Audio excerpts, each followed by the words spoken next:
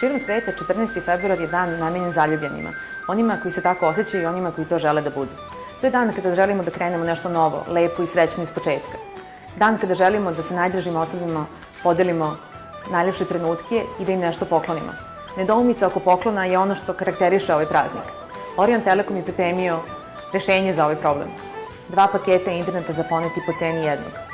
Po ceni od samo 1290 dinara dobijete 2 USB modema koje vam omogućavaju neograničen pristup internetu. Razgovarajte i budite dostupni svoj voljnoj osobi, gde god da se vi ili ona nalazite.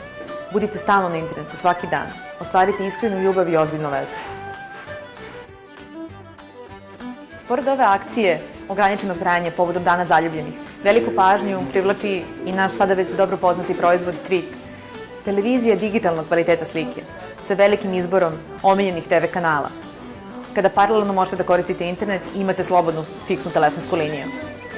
Paket vam dozvoljava velike brzine interneta, od 1 do 10 megabita u sekundi, dok vam fiksa telefonija u paketu omogućava od 100 do 600 besplatnih minuta razgovora. Uživate u vašoj ozbiljnoj vezi.